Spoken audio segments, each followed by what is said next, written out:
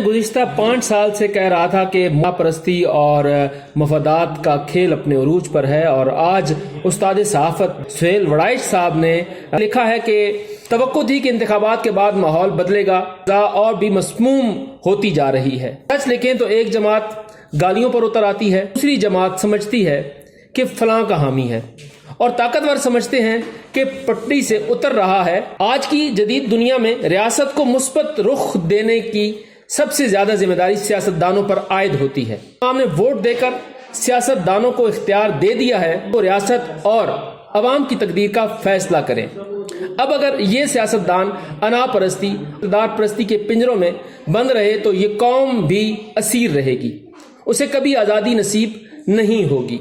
काश कोई एक फरीक सिर्फ 5 साल के इक़्तिदार की कुर्बानी दे तो मामलात मुस्बत रुख इख्तियार कर सकते हैं। बिल्ली के गले में